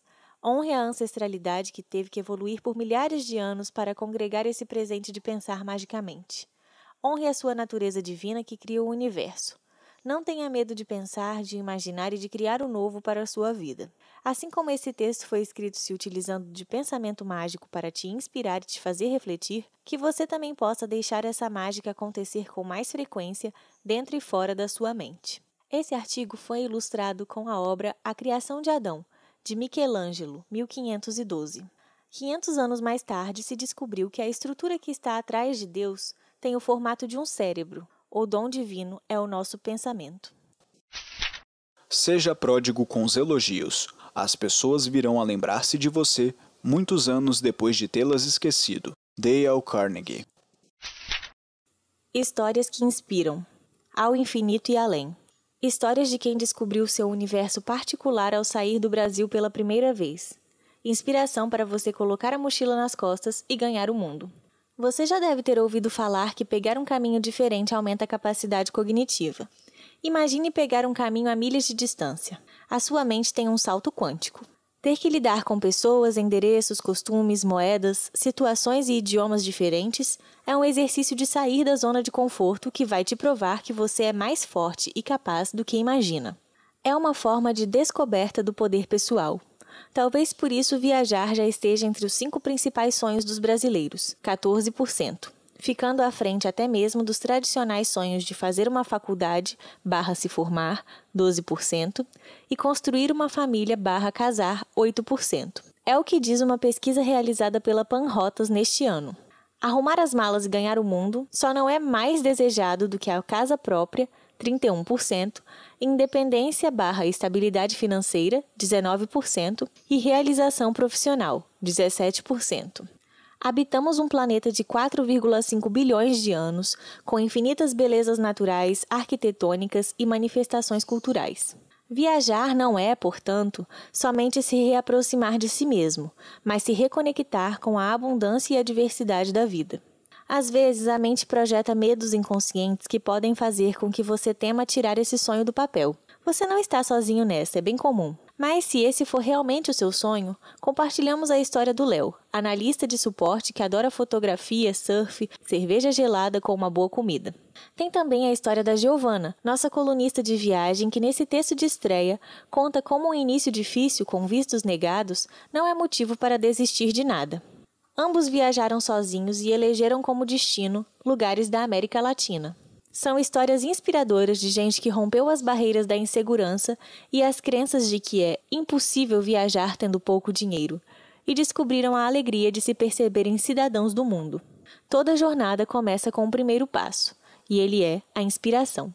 Depois de uma viagem, tudo muda. Aprendi a ver o mundo através de outra perspectiva. Perdi o medo da vida. Inspira. Por que viajar? Leonardo Elisiário. Viajar para se expandir como ser humano. Uma viagem bem aproveitada é sempre uma oportunidade de reconstrução do nosso olhar sobre o mundo, de entrar em contato com novos lugares, pessoas, culturas e se redescobrir. Inspira. Para onde viajou, em qual ano e quais motivos te levaram até lá?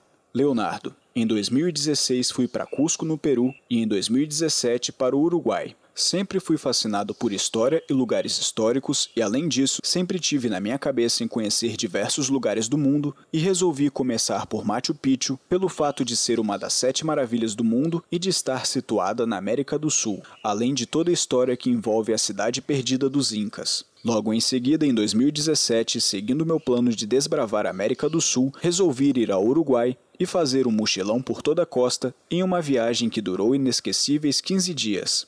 Um dos motivos que me levou até o Uruguai foi a curiosidade em conhecer o primeiro país do mundo a legalizar a maconha em todo o seu território, a admiração pelo ex-presidente Mujica e um documentário que assisti no mesmo ano de 2 amigos que cruzaram toda a costa com pouca grana e em busca das boas ondas no litoral uruguaio. Quando vi as imagens, as fotografias e todo o litoral, resolvi que iria para lá fazer a mesma coisa, colocar a mochila nas costas e cruzar o Uruguai até Sacramento, em busca de novas fotos, experiências e de autoconhecimento. Inspira. Como você se planejou no seu emprego para viajar?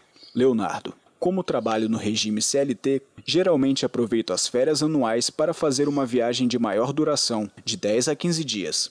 Inspira. Como se planejou financeiramente? Leonardo. Sempre fui sistemático com organização financeira e aprendi cedo a organizar o meu salário. Faço minha organização financeira através de uma planilha que eu mesmo desenvolvi e adaptei para a minha realidade. Normalmente faço o cálculo de quanto vou gastar em uma viagem, com base em muita pesquisa na internet e com base nas informações que reuni sobre o próximo destino. Reservo uma pequena porcentagem todos os meses para aquele objetivo. Inspira. Por que escolheu a América Latina como destino? Leonardo. Diversos fatores determinaram a minha escolha. A primeira delas é que nunca gostei dos roteiros de destinos que são vendidos pela indústria do turismo tradicional. Nunca me agradou de fato. Além disso, acredito que a América Latina, especialmente os países sul-americanos, tem muito a nos surpreender com sua cultura e história, que é tão pouco explorada nos livros de história. Além disso, o que influenciou minha decisão, além do baixo custo comparado a outros destinos internacionais, o fato de que, como brasileiro, podemos ir a qualquer país do Mercosul sem a necessidade de visto e passaporte. Inspira. Quais as principais diferenças culturais que você observou nessa peregrinação? Leonardo. Em Cusco se percebe um forte apego, respeito, orgulho e valorização da sua história e as suas tradições indígenas conservadoras. Isso é muito forte e belo por lá. As crianças e o povo como um todo são muito bem educados, alegres e receptivos com todos, sem exceção. Quando cheguei no Uruguai logo no primeiro dia, me assustei com a tranquilidade, mas pouco a pouco fui pegando o ritmo, desacelerando e entrando na vibe tranquila dos uruguaios.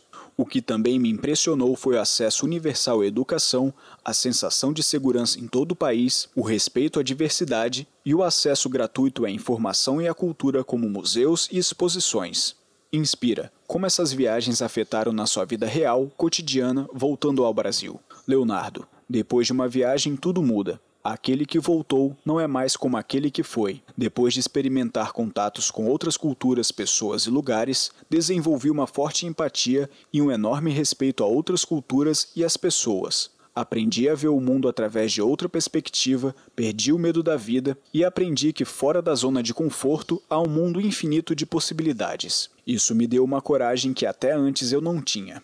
Inspira. Tem um próximo destino? Por quê? Leonardo. Tenho vários lugares que desejo conhecer e hoje os meus destinos se complementam com os da minha namorada, que também ama viajar. Juntos montamos um mapa de todos os lugares que desejamos ir. Pouco a pouco estamos riscando cada destino da nossa lista. Como 2 vistos negados me fizeram querer ganhar o mundo. Escrito por Giovanna Cristello. Eu sempre fui apaixonada por viajar. A minha família nunca teve muito dinheiro para bancar viagens, muito menos internacionais, mas todo dezembro era sinônimo de viajar. E como eu amava aquela sensação de arrumar a mala e ir para a rodoviária, mesmo que todos os anos o destino fosse o mesmo. Era a melhor de todas. Os anos se passaram e ficou caro tomar caixote nas praias cariocas. Sim, todos os anos era sempre um caixote diferente, ou caldo, vaca, tombo, fica como preferir. Decidi cursar jornalismo acreditando que o futuro me presentearia com uma vaga em uma revista sobre viagens. A vaga não rolou, ainda. O dinheiro continua curto, mas a vontade de conhecer novos lugares foi tomando conta de mim, que cá estou para compartilhar tudinho com vocês. Hoje eu literalmente trabalho para pagar minhas viagens, ou os meus investimentos, como gosto de dizer. O salário é mediano, compatível com o de boa parte dos jovens brasileiros que trabalham de carteira assinada. Ou seja, nada muito exorbitante, muito pelo contrário. Como ainda tenho o privilégio de morar com minha mãe, os custos dedicados à casa são baixos. Logo, parte do meu suado dinheirinho vai direto para a poupança. Essa é a principal dica. Tenha um foco e invista nele. Eu gosto sempre de dizer que é possível sim conhecer o mundo, mesmo ganhando pouco. Claro que cada um sabe da sua própria realidade e suas prioridades, sem contar no fator tempo também. Para algumas pessoas, concretizar certos sonhos pode levar mais tempo que para outras, isso independente de qual seja o sonho. Mas quando se tem um foco, todo o dinheiro guardado e todo o tempo gasto passam a fazer parte de um ideal maior. Pois bem, assim eu fiz. Me arrisquei comprando um intercâmbio. Achava que mesmo mais caro seria melhor ter uma agência me assessorando em minha primeira experiência fora do país. Juntei dinheiro por 1 ano. Metade era para pagar o pacote, outra para gastos na cidade escolhida, Vancouver. O intercâmbio não rolou. Tive 2 vistos de estudante negados um atrás do outro. O consulado acreditou que eu não iria somente para estudar, e sim para ficar no Canadá. Vai entender. Acontece que meu planejamento não permitia que eu trocasse o curso para um país onde o visto não era exigido, todos em sua maioria na Europa. Aqui falamos em euros, que literalmente estavam fora das minhas condições. Nessa brincadeira toda, eu perdi muito no quesito financeiro, cerca de R$ 2.800 contando as taxas de matrícula da escola, seguro-saúde e taxa de serviço da agência contratada para tirar o visto. Por sorte, uma amiga tinha acabado de se mudar para o México, lugar pelo qual eu sempre fui apaixonada, e fez o convite. Pronto, juntou a fome com a vontade de comer. Com parte do que fui ressarcida pela, entre aspas, desistência do intercâmbio, comprei minhas passagens e desembarquei na terra dos mariachis. Comi grilos, tacos, vi praias e cenários incríveis. Não tive preocupação nenhuma. Voltei para o Brasil super contente da minha primeira viagem internacional. Mas ainda assim sentia que faltava algo. Algo que preenchesse não só o feed do Instagram com fotos maravilhosas, mas o sentimento de explorar e de realmente adquirir experiências. Passei a seguir 1000 páginas com dicas de viagem e adivinhem, toda hora elegia um próximo destino. Até que um dia uma passagem tentadora para o Chile, que nunca esteve na lista acima, fez com que eu marcasse as minhas próximas férias e realizasse a minha primeira viagem sozinha. Logo a pessoa que é péssima em localização, de não saber nem explicar para os outros como chegar a um determinado lugar, isso na própria cidade, e que mal tinha andado de metrô na vida. Estava programando uma viagem dupla, completamente sozinha.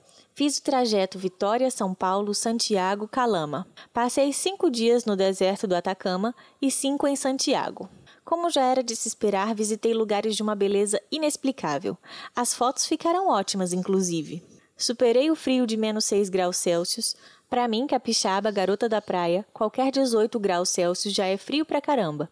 E isso lá era temperatura normal. Fiz amigos e sobrou até espaço para viver um amor de verão, que no caso foi de outono mesmo. Eu realmente vivi esses dias como se fossem os últimos da minha vida, mas o que mais me orgulha de tudo isso foi ter voltado para casa com uma sensação de dever cumprido. A sensação de que, mesmo não sendo a mochileira experiente, eu consegui montar o meu próprio roteiro, fazendo as coisas do meu jeito no meu tempo. A próxima viagem já está marcada. Outro intercâmbio. Confesso que por agência, mas a vontade de sair da caixa e explorar novas formas de conhecer o mundo está só começando. Giovana Cristelo é colunista da revista Inspira. 26 anos, apaixonada por praia, viagens e sempre em busca de bons momentos. Wanderlust, palavra em alemão que pode ser traduzida como um desejo profundo de viajar e de explorar o mundo. Receita de abacatorrada. Ingredientes: meio abacate maduro, 1/4 de suco de limão, meia cebola roxa picada, sal a gosto, uma pitada de pimenta do reino, azeite a gosto, pão de forma ou pão francês com manteiga. Modo de preparo: coloque o pão com manteiga na chapa ou na misteira. Aqueça e reserve. Amasse o abacate num prato, adicione a ele a cebola picada, o suco do limão, sal, pimenta e azeite. Misture. Agora é só montar. Coloque esse delicioso molho de abacate no pão quentinho. Caso queira complementar a receita, adicione pedaços de ovos cozidos por cima. Se você for vegetariano, use tomates e rabanetes. Como redescobrir o seu poder pessoal? Às vezes, os medos e incertezas da vida podem te bloquear, mas saiba que dentro de você há uma fonte inesgotável de poder disponível. Basta saber encontrá-la para lidar com todas essas situações difíceis. É hora de se reconectar com a sua força. 1. Vista-se como você se vestiria se ninguém fosse lhe julgar. A forma como você se veste é a forma pela qual você se expressa esteticamente no mundo, como uma arte viva. Portanto, antes de se arrumar para os seus compromissos do dia, separe um tempo para escolher como você gostaria de se vestir se a opinião alheia não importasse. No final, você pode decidir não sair com tudo que você escolheu, mas vá com uma ou outra peça dessa seleção. Um acessório específico, por exemplo, ela com certeza vai te lembrar da sua essência enquanto você estiver vivendo o seu dia. 2. Crie sem a ajuda de receitas. Deixe a sua criatividade fluir através de um texto, um quadro, um poema, uma música, um vídeo, um desenho ou um prato, por exemplo. Sem pensar em copiar as referências para fazer tudo perfeito, apenas deixe o artista que há em você tomar conta. Ouse fazer o que ele manda. Se está preparando um jantar, apenas siga a sua intuição e misture os ingredientes da forma que achar mais divertida. Isso te ajuda a escutar a sua própria voz interior. 3. Ressuscite hábitos felizes. Pense nas coisas que você gostava de fazer e que te deixavam muito feliz, mas que por algum motivo você teve que parar. Volte a fazer. Elas te reconectam com uma parte muito verdadeira de você mesmo. 4. Pare de se desculpar o tempo todo. Pedir perdão pode ser libertador e, em alguns casos, necessário, mas se desculpar desnecessariamente indica que você provavelmente pensa que nunca está certo sobre o que está fazendo. Permita-se agir e ser como você realmente é. Isso não é agredir ninguém. 5. Faça algo sozinho, por conta própria. Você consegue, por exemplo, criar um roteiro para o seu próprio dia sem a ajuda de ninguém. Desenvolva essa autonomia. As outras pessoas podem saber de muitas coisas, mas você também é capaz de encontrar respostas para a sua própria vida. Dica bônus. Medite. A dica é bônus, mas é uma das mais importantes de todas. Cultivar o silêncio, a atenção plena e o exercício da pausa são ferramentas de autoconhecimento e autocuidado. Em silêncio, você consegue passar mais tempo com você, em um processo de decantação da turbulência dos pensamentos e de contato real com o seu verdadeiro eu, portador de todo esse poder com o qual você deseja se reencontrar. Sisu é uma palavra finlandesa que descreve a força interna que está ao alcance de todos. O que é a astrologia védica? Escrito por Vanessa Lobo. O primeiro estudo realizado no mundo sobre os astros e suas influências na humanidade surgiu aproximadamente há mais de 5.000 anos na região que atualmente é a Índia. A astrologia védica é conhecida como Jyotish, que em sânscrito significa ciência da luz. Assim, o principal objetivo é esclarecer e guiar os indivíduos em todas as áreas de suas vidas: carreira, relacionamentos, saúde, filhos, etc. Você provavelmente já ouviu falar que profissões ligadas ao oceano acompanham as fases da Lua para saber como as marés se comportarão. Isso acontece porque, segundo a astrologia védica, este satélite é responsável pelo elemento água e sua influência nos indivíduos está ligada à mente inconsciente e emoções. Através do choro, água, você é capaz de expressar raiva, felicidade ou tristeza, e assim como as marés, as emoções são fluidas e passageiras. Logo, o astro de maior importância dentro da astrologia védica é a Lua, pois ela diz como você reage emocionalmente aos acontecimentos da sua vida. São as emoções e o inconsciente que influenciam as escolhas que fazemos no dia a dia. Já para a astrologia ocidental, o astro de maior importância é o Sol. Esse astro diz respeito às nossas motivações e ao nosso ego. Na astrologia ocidental, quando alguém diz que é de Touro, significa que no momento em que esta pessoa nasceu, o Sol estava na constelação signo de Touro. Na astrologia védica, dizer que você é de Touro significa que sua lua estava na constelação de Touro na hora de seu nascimento. Diferenças: astrologia sideral versus astrologia tropical. Na Grécia Antiga, o solstício de primavera foi utilizado para marcar o início do zodíaco no hemisfério norte, que é 21 de março. Na época, essa era a data em que o Sol entrava na constelação de Áries. Porém, devido ao movimento da Terra, precessão dos equinócios, atualmente no dia 21 de março, o Sol na verdade está em Peixes. E isso é fácil de ser verificado em aplicativos que identifiquem os planetas nas constelações em tempo real, como por exemplo Night Sky ou Skyview. A astrologia sideral védica segue a precessão dos equinócios. Já a astrologia tropical possui as suas datas congeladas. Os gregos seguiam a precessão dos equinócios conforme a astrologia sideral, mas com a chegada do imperador Constantino na Europa, ele taxou este conhecimento como pagão. Naquela época, o cristianismo era colocado como crença única e superior. Para que a astrologia não fosse esquecida, Ptolomeu associou os signos com as estações do ano, assim este conhecimento poderia ser preservado e passado adiante. Além disso, a astrologia védica conta com as nakshatras, que são as mansões lunares presentes nas constelações dos signos. Essas mansões determinam a energia que o signo leva para o planeta e, por sua vez, para a sua vida. Uma pessoa que tem Sol em Áries na estrela Ashwini é diferente de uma pessoa que tem Sol em Áries na estrela Bharani.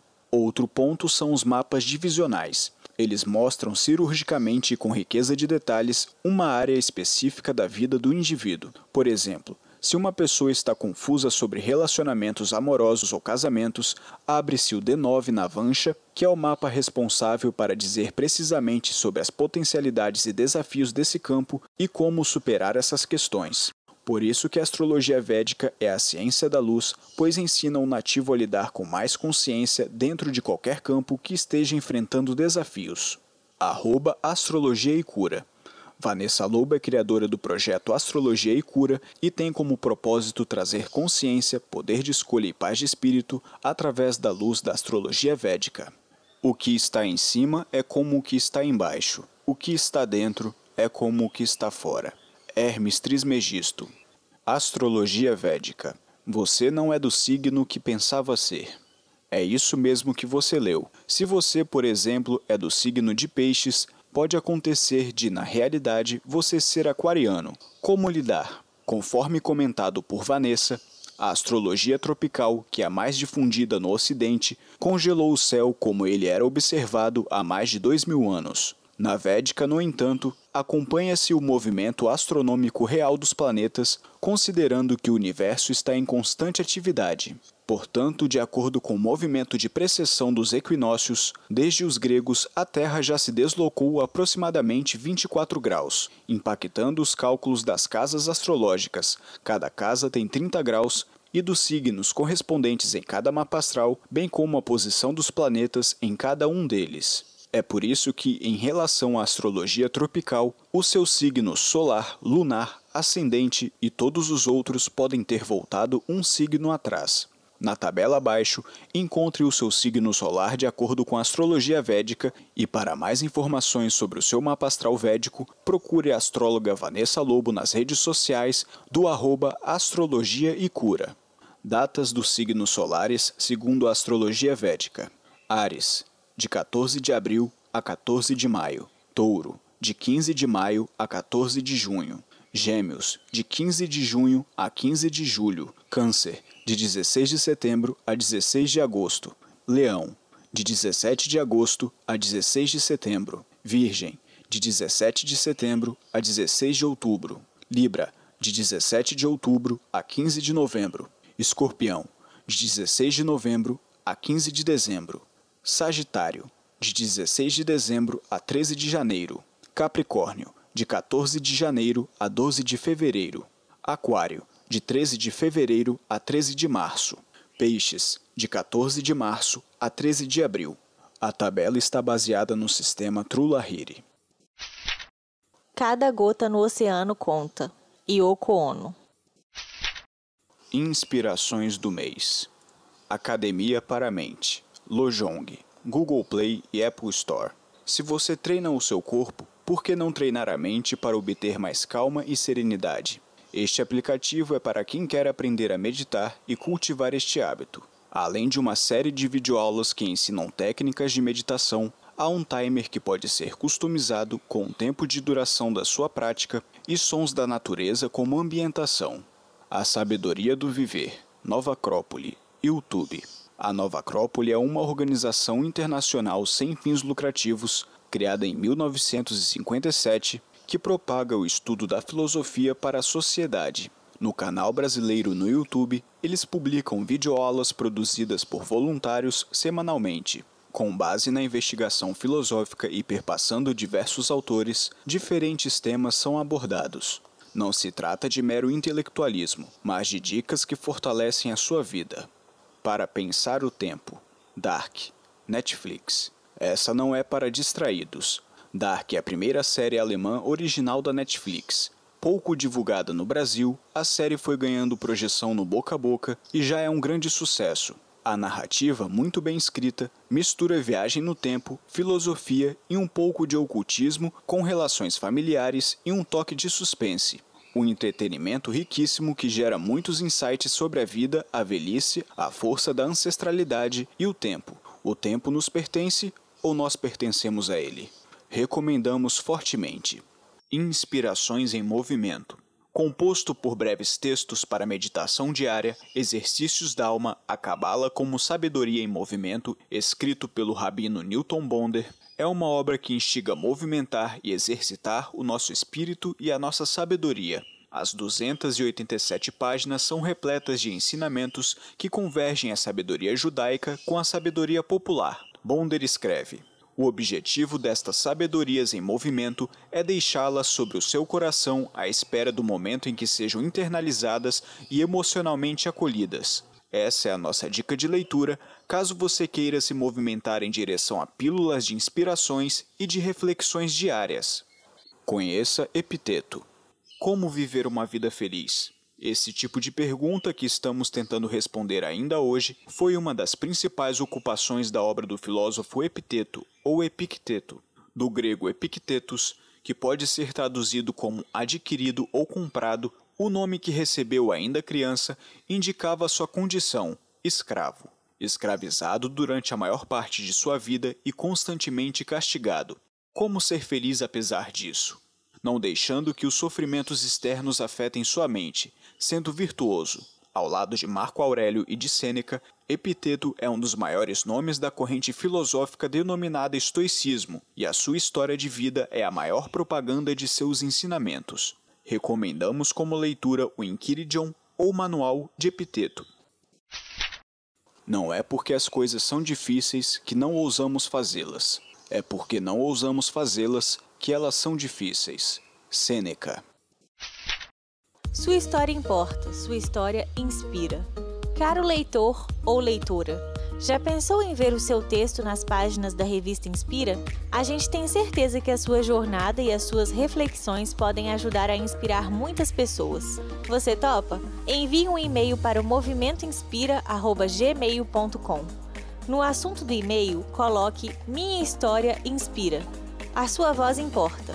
Também te encontramos nas redes sociais. Ao publicar sua história no Instagram, use a hashtag Minha História Inspira, que nós iremos te achar. Mas lembre-se que o perfil precisa estar público. A revista Inspira é uma publicação bimestral da Indominus Media. É proibida a reprodução total ou parcial desta publicação, para qualquer finalidade, sem autorização prévia da revista. Encerramos aqui a leitura sonora da revista Inspira. Se sua marca inspira, anuncie aqui. Entre em contato com a gente pelo e-mail movimentoinspira@gmail.com. Abraços e até a próxima edição. Inspira!